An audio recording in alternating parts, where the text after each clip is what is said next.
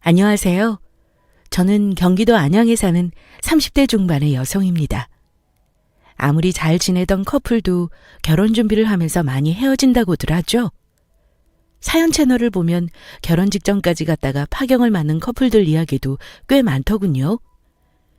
저도 몇 년 전 비슷한 경험을 했기에 들을 때마다 공감을 했답니다. 우리 집을 무시하던 예비시모 때문에 파혼한 제 이야기 들어보실래요?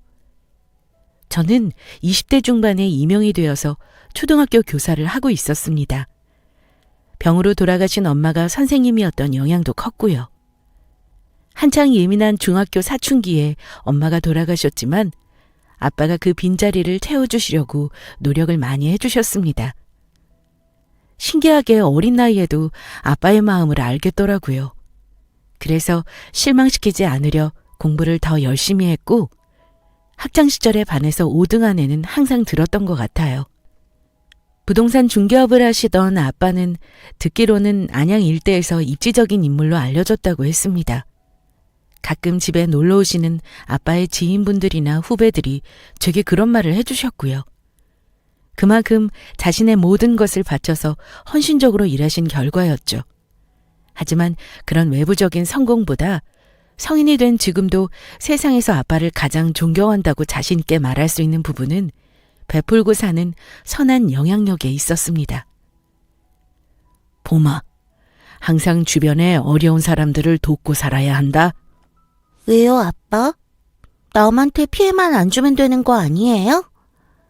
맞는 말이지. 하지만 그것과 별개로 어렵고 힘든 사람이 있다면 기꺼이 도우면서 살아야 하는 거란다. 내가 가진 것을 다 주면서요? 꼭 그렇지는 않아. 이건 참 진리적인 문제에 가깝지. 누군가를 돕는다는 건 물질적인 것에만 국한된 건 아니란다. 나는 우리 딸이 마음이 넓은 사람으로 컸으면 좋겠어. 하지만 그 어려운 사람이 나쁜 사람일 수도 있잖아요. 그때는 어떻게 해요? 글쎄, 우리 딸은 어떻게 하고 싶니? 아빠는 제게 항상 정신적인 유산을 물려주시려고 많이 노력하셨습니다. 일할 때 입는 옷 몇 벌, 할아버지 때부터 물려받은 낡은 2층 집, 단종되어 찾아보기 힘든 20년 넘은 국산차 등 어릴 적부터 검소하고 소박한 아빠의 경제관념을 배워서인지 저는 그렇게 사는 게 당연하다고 알고 살아왔더랬죠. 대신 자식들의 교육에는 돈을 아끼지 않으셔서 저도 대학원 석사까지 졸업했고 3살 밑에 남동생은 오랫동안 미국 유학까지 가 있는 상태였어요. 30이 되었을 때 아는 선배가 괜찮은 남자를 소개시켜준다고 했습니다. 나이 앞에 3자가 붙으니까 맞선 같아서 부담스럽기는 했지만 똑똑하고 성격이 좋다는 말에 만나게 되었죠. 안녕하세요. 소개받은 이봄입니다. 저는 성진수입니다. 만나서 반갑습니다. 이번에 대기업에 입사하셨다고 들었어요. 대단하세요. 아닙니다. 선생님이 더 대단하시죠. 전 이제 막 신입인걸요. 상대남은 겸손하고 자상한 스타일이었어요. 다혈질적이고 마초적인 남자와는 맞지 않은 저와 잘 어울리는 스타일이었죠.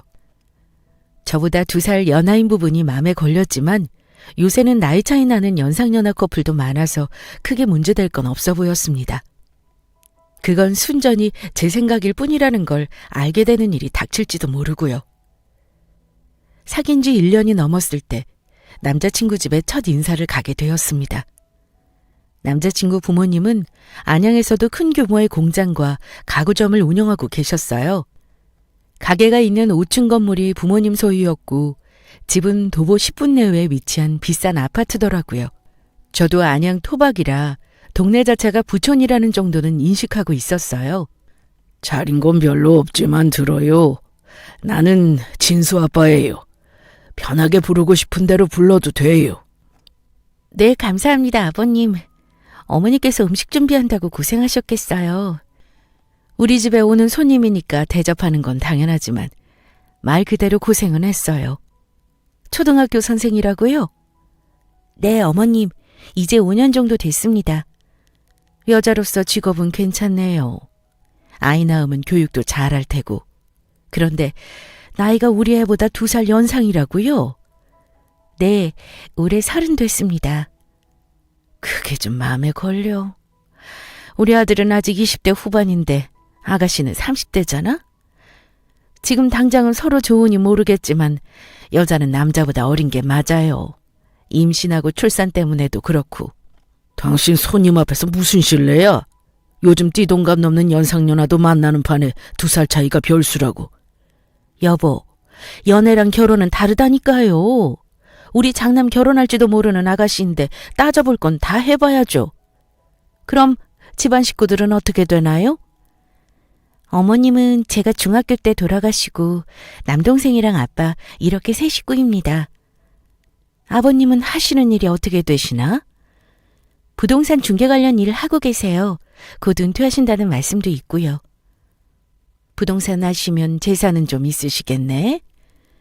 부동산 재산에 대해서는 아는 바가 없어서 아빠는 평소 워낙 검소하신 분이라 모르겠어요. 일을 집에 일절 들고 오지 않으셔서요. 봉사활동은 많이 하세요. 그래? 모른다는데 어쩔 수 없지. 우리 아들이 여자친구 집에 데려온 건 처음이라 좀 물어봤어요. 나도 꽉 막힌 엄마는 아니라서 본인 좋다는데 반대할 생각은 크게 없고요. 진지하게 만나는 사이는 처음이라 부모님 집에 인사드리러 간다는 게 이런 의미인지는 몰랐습니다. 마음의 준비 하나 없이 학벌, 직업, 가족관계, 집안, 재산, 건강, 내력 등 다양한 부분에 걸쳐 집중 질문을 받았더니 등줄기를 타고 땀이 흐를 정도였어요. 나 아까 엄청 떨지 않았어? 대답도 굉장히 어버버했지. 아니야. 똑부러지게 하던데? 어머님이 그렇게 자세하게 질문하실 줄 몰랐어. 원래 인사드리러 가면 그런 거야? 우리 엄마가 유난히 예리하시긴 해. 나에 대한 기대감도 엄청 크시고.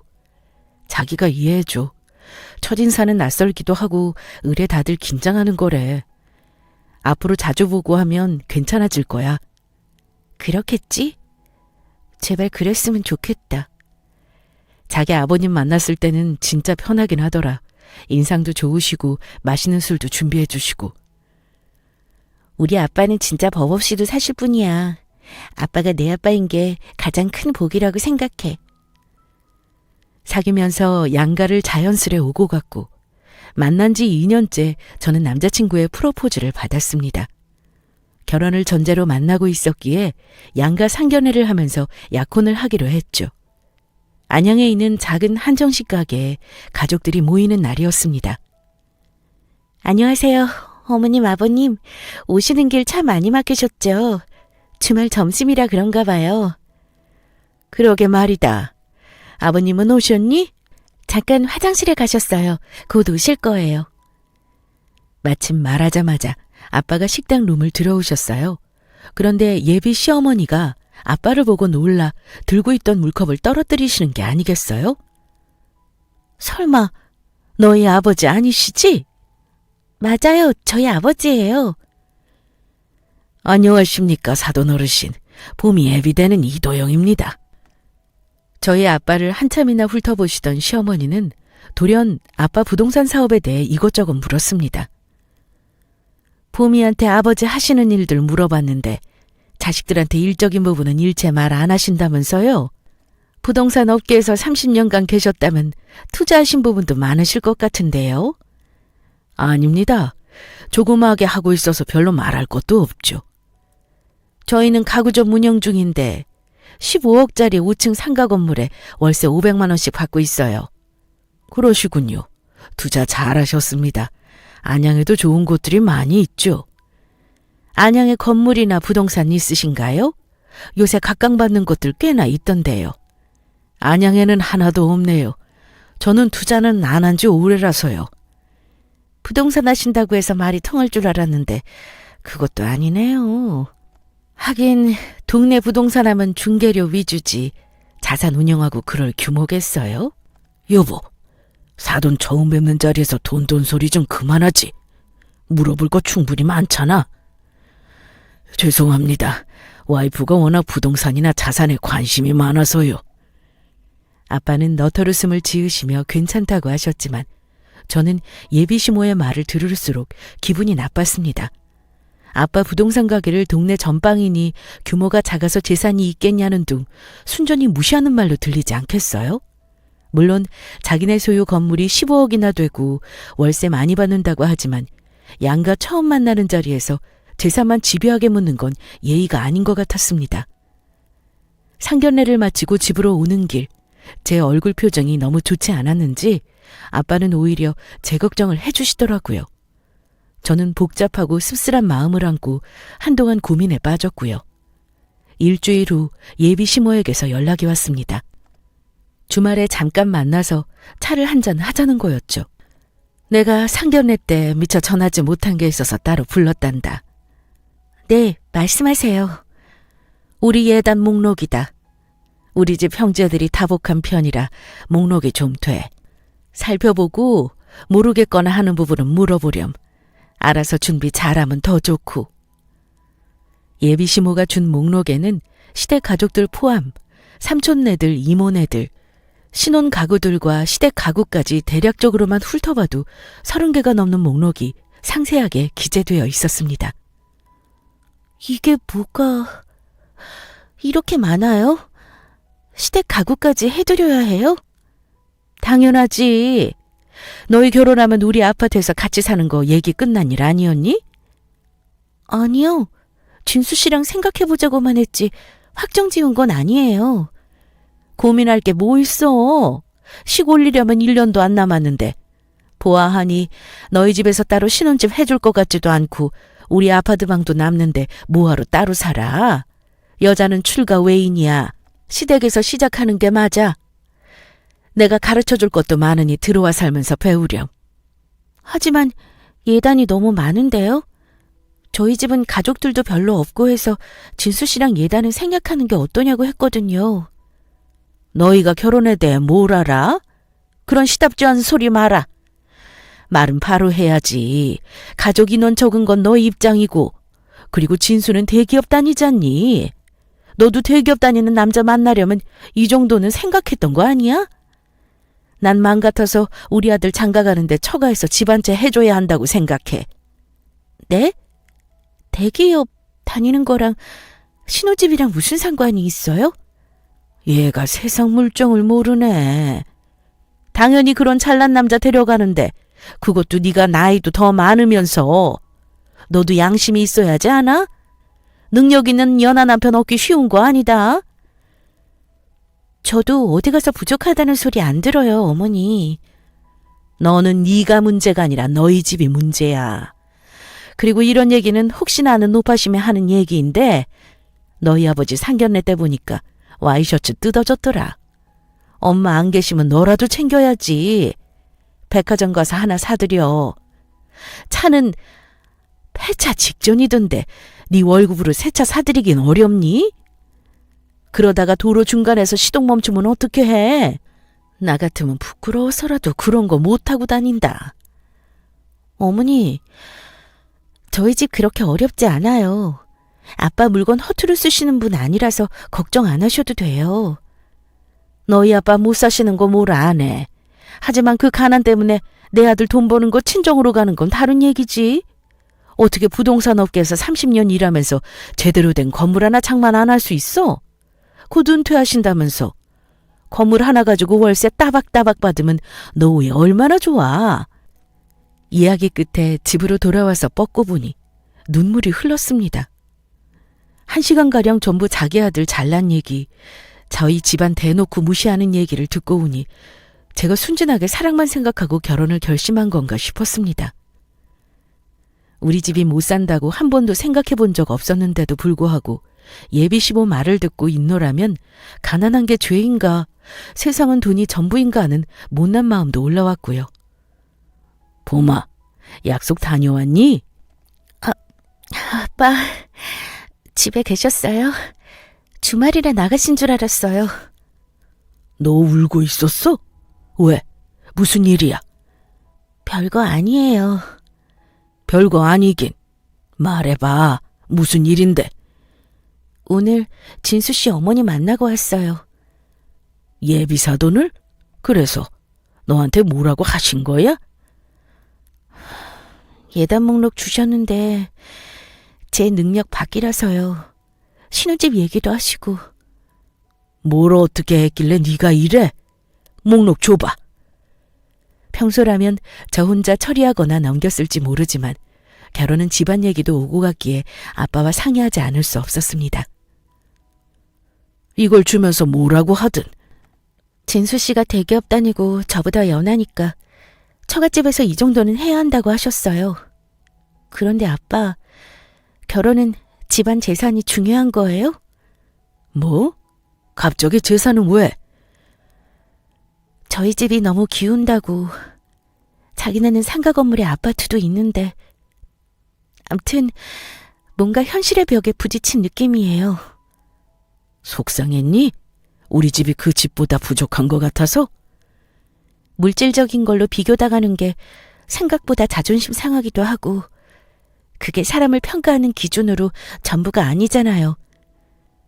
서로 가족이 된다는 건데 누가 더 잘 사냐 잘났냐 따지는 게 우스워서요. 저도 이럴 줄 알았으면 선생 말고 대기업이나 들어갈 걸 그랬어요. 돈이나 많이 벌었으면 이런 무시 안 당해도 되는 거잖아요. 예비 안 싸더니 상견례 때 말하는 본세가 예사롭지 않더니. 재산이야 따질 수 있다 쳐도 그걸 가지고 며느리들 너를 무시한 처사는 가볍지 않구나. 월세 500만 원 받는 게 뭐라고. 네가 시집가면 고생할까봐 아빠는 걱정이다. 진수 씨랑 일단 얘기 나눠보고 그래도 아니라면 저 결혼 다시 고려해볼게요. 그래. 네 결혼이니까 당사자 의견이 가장 중요하지. 만약 결혼한다고 하면 아빠가 신혼집 해주마. 그 부분은 걱정하지 말고. 아빠는 제가 돈 때문에 마음고생할까 싶어 신혼집을 해주겠다고 하셨지만 저는 제 결혼에 그렇게 무리한 도움을 받고 싶지 않았어요. 예비 시어머니가 집안 재산이 어쩌고 했지만 정작 결혼 당사자들끼리 결혼 준비 비용이나 저축액은 제가 더 많았습니다.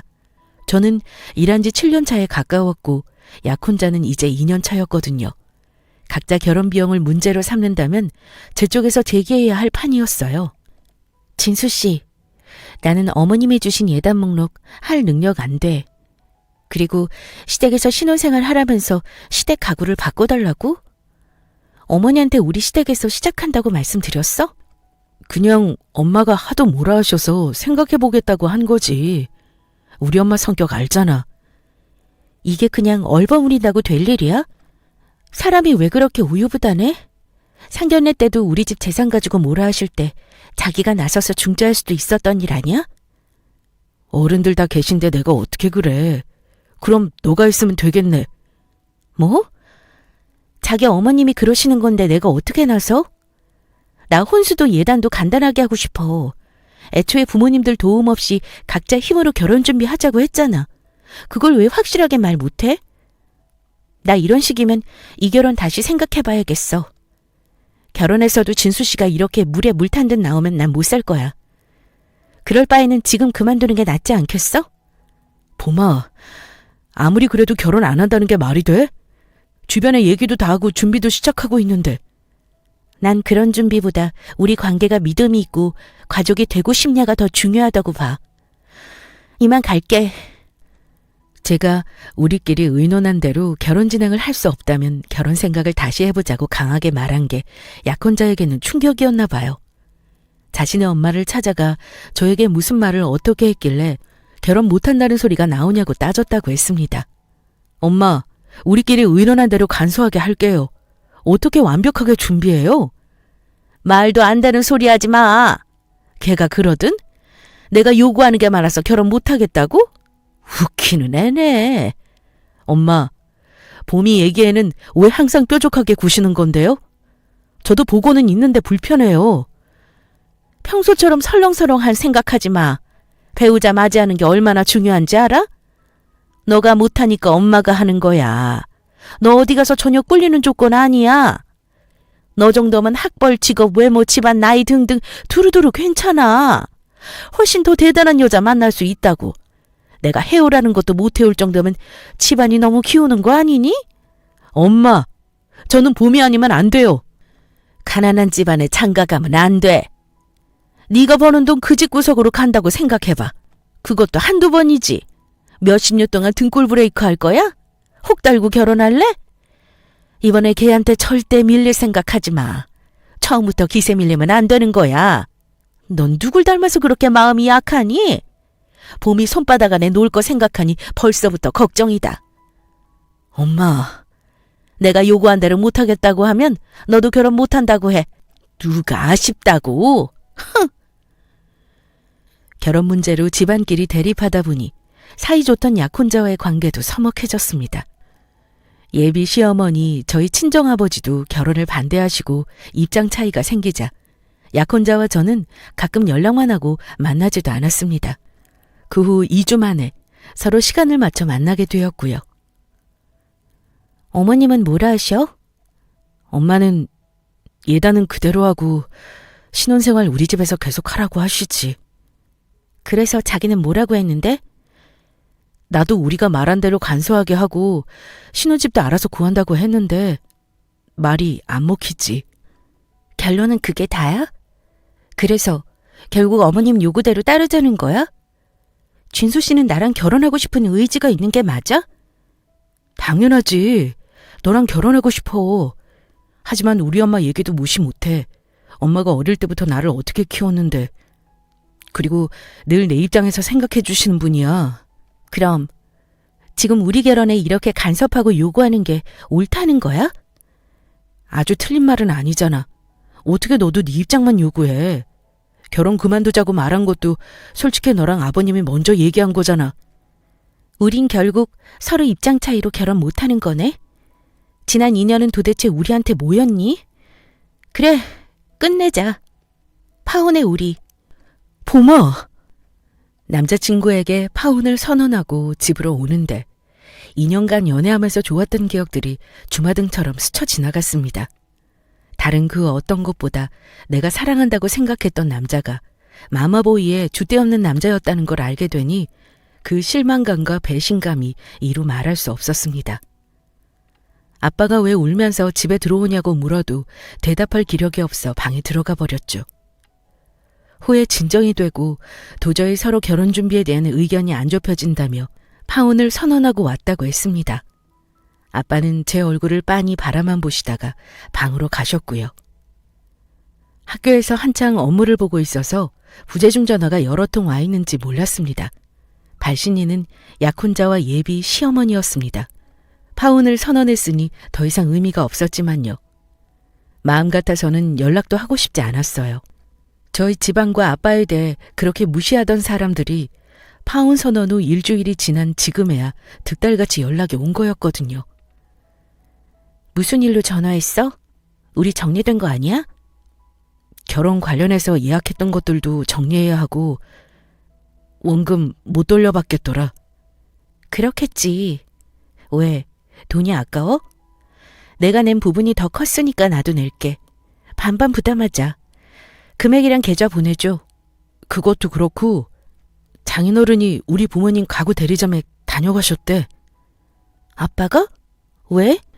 오셔서 난리도 아니었나 봐. 전 약혼자의 말인즉 아빠는 제가 파혼하고 기가 죽어서 지내는 걸 더 이상 두고 볼 수 없다고 판단하신 모양이었어요. 어서 오세요. 아니, 그쪽은... 안녕하냐고 인사는 못하겠습니다. 왜 온 건지 아시죠? 파혼한 마당에 여기는 어쩐 일이세요? 내가 도저히 그냥 끝낼 수 없어서 왔어요. 저를 무시하는 건 참아도 내 딸 무시하고 상처 주는 건 못 참지. 제가 뭘 무시하고 상처 줬는데요.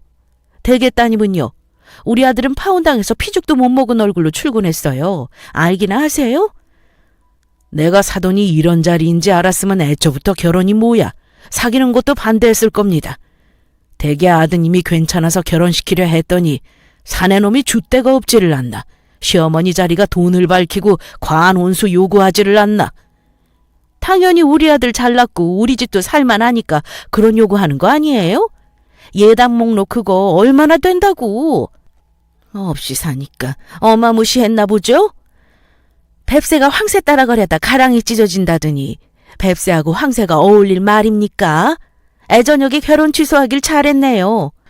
애들 결혼에 이렇게 부모들이 감나라 배나라 하는 게 맞아요? 어이가 없어서. 그럼 새파랗게 젊은 애들이 집안끼리의 결합을 어떻게 알아요? 어른들이 나서야지. 그리고 우리 집 못 산다고 무시했다면서요. 15억짜리 상가에 월세 500만 원 자랑하는 꼴이라니. 이렇게 작은 꼬마 건물 누구 코에 붙입니까? 제가 진작에 알았으면 못 사는 집에 우리 딸 결혼 안 시켰을 겁니다. 나 참 어이가 없어서 웃음만 나오네. 돈이 없으니 머리가 어떻게 됐나? 지금 우리 상가가 꼬마라고? 당신이 뭔데 비웃어? 어이가 없는 게 누군데? 제가 가난하다는 오해는 풀어야겠수다. 김비서 들어오게.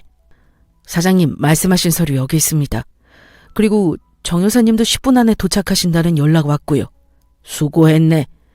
오늘 다른 일정은 다 취소했으니 먼저 퇴근하게나. 뭐예요? 갑자기 이게 무슨...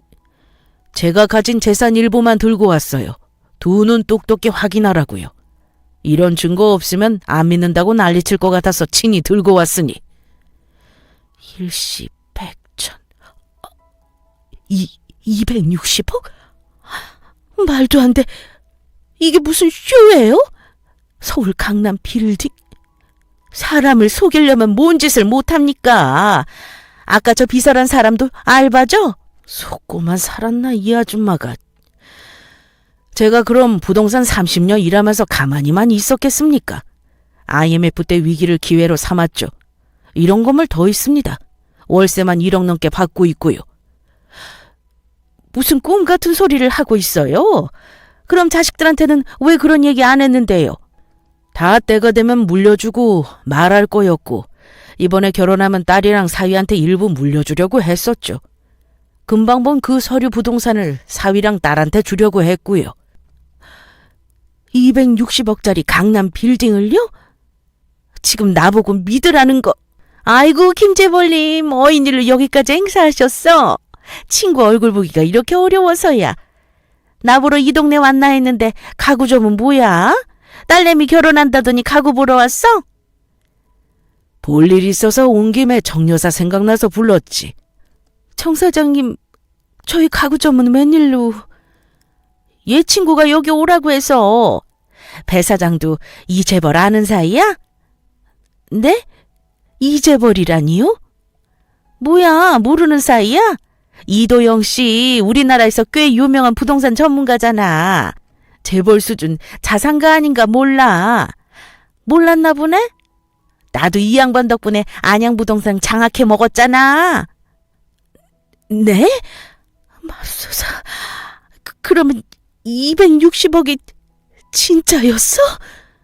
배 사장, 정신 차려. 왜 이렇게 벌벌 떨어? 괜찮아? 사돈, 내가 사돈댁을 잘못 봤네요. 결례가 많았습니다, 사돈. 예비 시어머니는 그 자리에서 쓰러지며 아빠에게 매달렸고, 아빠는 매몰차게 이런 집에 딸 시집 보냈다간 평생 고생할 거라면서 완전 끝이다 하고 나오셨대요. 퇴근 후 집에 와서 아빠에게 전 약혼자가 들려준 이야기가 사실이냐고 물었습니다. 아빠는 그제서야 재산이 꽤 있다며 순순히 시인하시더라고요. 시집가고 장가가면 저희 남매에게 일부 주려고 했다고요. 아버지는 어머니가 돌아가시기 전에 어려운 사람들 돕고 사회에 환원하실 거라고 했습니다. 저는 드라마나 영화에 나오는 얘기처럼 현실감이 안 들더군요. 그저 멍하니 몇백억의 자산을 가지고 있다는 아빠 말을 듣고 있을 뿐이었습니다. 이 선생, 오늘 손님 오기로 했어? 어떤 아주머니가 이 선생 불러달라고 하던데? 평일 점심시간 밥을 먹으러 가려고 준비를 하던 차에 전 약혼자의 어머니가 학교로 찾아왔더군요. 반갑지 않은 손님인 건 뻔하고요. 얼굴 마주보고 차 마실 생각도 안 들어서 학교 운동장 벤치에 앉아 짧게 얘기를 나눴습니다. 여긴 어쩐 일이세요? 아직 할 말 남으셨어요?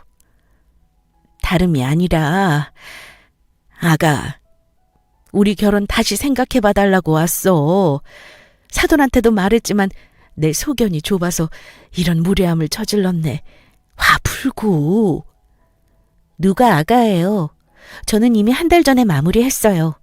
결혼 비용 들어간 거 반반 다 계산해서 돌려줬고요. 관계도 깨끗하게 정리했어요.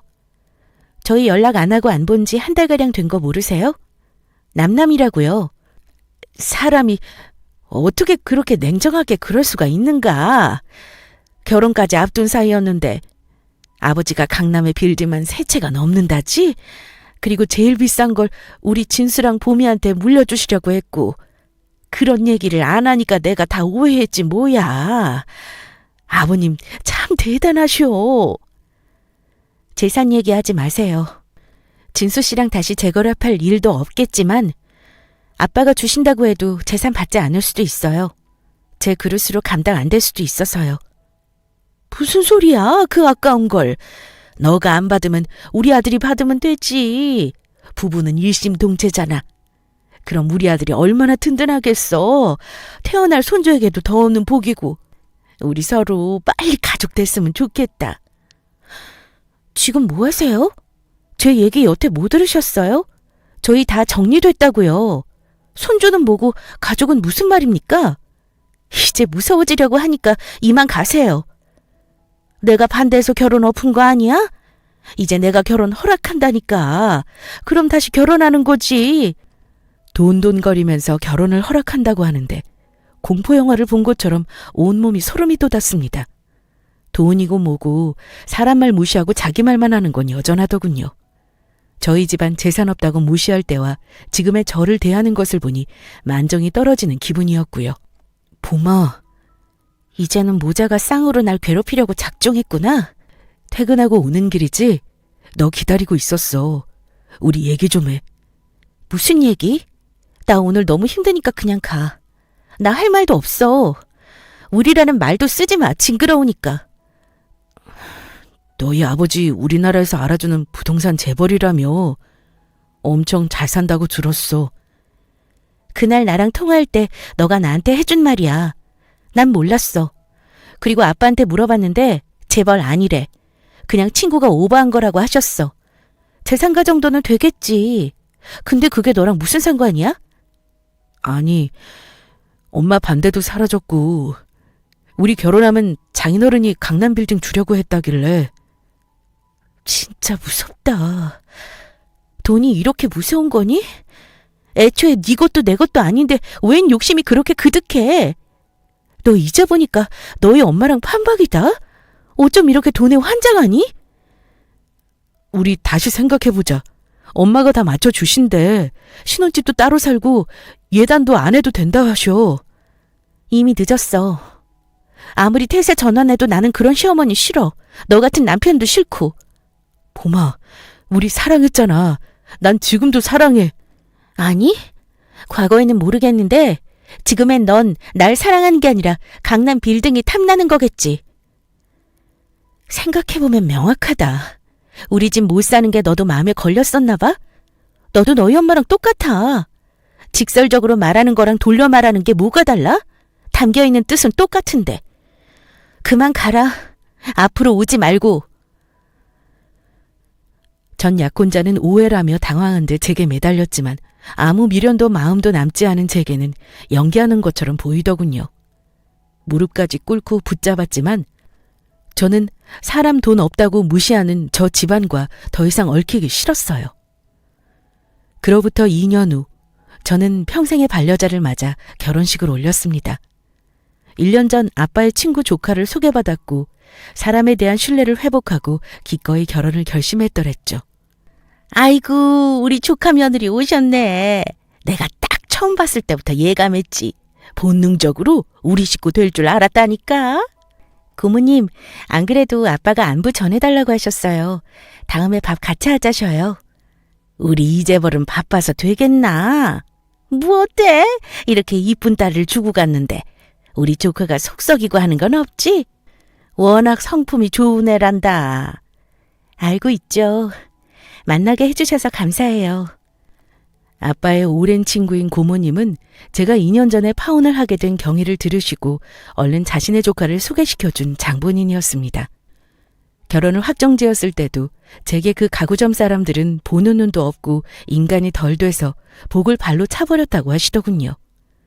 그 뒤 소개받은 지금의 제 남편은 우리나라에서 꽤 유명한 중견기업의 후계자였습니다. 진짜 소위 말하는 재벌가 사람을 소개받는다 생각하니 얼마나 떨리던지요. 남편도 만나보니 인성이 남다르다 했지만 시댁 부모님들도 인품이 넉넉하고 겸손한 분들이었어요. 시부모님들은 고모님 덕분에 아빠와도 예전처럼 알던 사이라 큰 트러블이 없었고요. 아버지와 함께 봉사 모임을 다니시는 시부모님들은 특히 노블리스 오블리제를 몸소 실천하시고 검소하게 사시는 분들이었고 그걸 보고 자란 남편은 두말할 것도 없었죠. 저도 한 번의 파혼 경험으로 결혼이란 비슷한 가치관과 분위기를 가진 집안끼리 하는 게 맞다는 생각이 들었거든요. 이제 다 지난 일이니까 이런 말해도 되겠지? 너랑 파혼했던 그 집 이번에 쫄딱 망했지 뭐야. 사람 껍데기 가지고 차별하고 무시할 때 알아봤어. 네? 망하다니 왜요? 건물도 있고 월세 많이 받는다고 그렇게 자랑하셨는데. 코로나에 장사 있어? 자재 수입 막히지 가구 공장에 대리점 문 닫게 돼서 사업 접었다 하더라. 심보를 유하게 먹고 베풀고 살았으면 주변에서 도왔을 텐데 다 뿌린 대로 거두는 거야. 그 상가 건물 팔았어. 그것도 시세보다 싸게. 누가 샀게? 누가요? 고모님요? 에? 저희 아빠가요?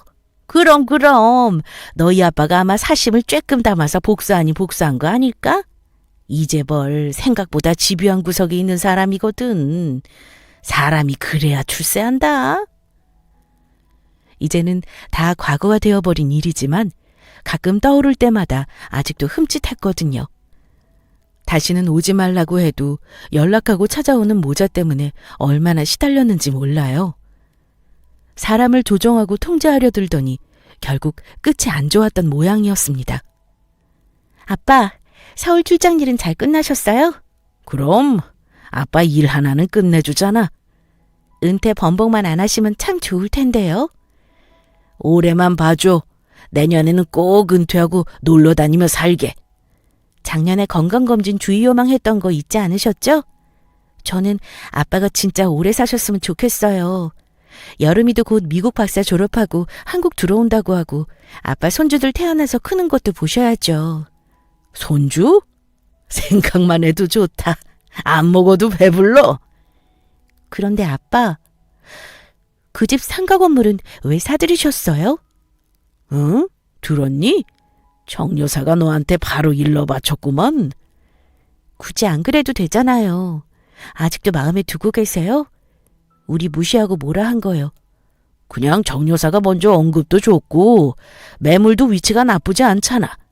코로나라 매매도 어려운 시기에 안 좋은 마음보다는 불쌍하게 여긴 것도 있어. 상가 내놨는데도 아무도 안 샀다 하더라. 시기가 어려우니까. 사업 빚도 많고 빨리 정리하고 싶었나 보더라고. 그래서 내가 남들보다는 좋은 가격으로 사줬어. 아빠... 한번 어긋난 인연이었고 삐죽하게 분질러졌지만 어떻게 그대로 마음에 두겠냐. 잘 보듬어서 다음에는 좋은 인연으로 싹 튀어주소 해야지. 우리 딸 생각해서라도. 안 그래? 진짜... 아빠는 내가 세상에서 제일 존경하는 사람이에요. 나도 아빠 반만이라도 닮아서 나이 들어갔으면 좋겠어요. 당연하지. 누구 딸인데? 저는 얼마 뒤 아기를 임신하게 되었고 가족들의 축복과 보살핌 속에서 태교 중입니다. 만나야 할 사람들이 만나면 이토록 자연스럽고 편안한가 봐요. 아니면 제가 아픈 만큼 성숙해졌을지도 모르죠. 여러분, 사람이 사람을 무시하면 안 된다는 걸 모두가 알고는 있죠. 혹시 내가 남을 자신만의 잣대로 재고 있지 않나 한 번쯤 생각해 보는 건 어떨까요? 그렇게 잘못된 판단으로 당신이 무시하는 사람이 누군가에게는 소중한 가족일 수도 있다는 것을 기억하세요. 타인을 나를 대하듯이 대하라는 말처럼 나를 만나는 사람들을 귀하게 여기시길 바라며 인사를 보냅니다. 사연 들어주신 모든 분들께 감사합니다.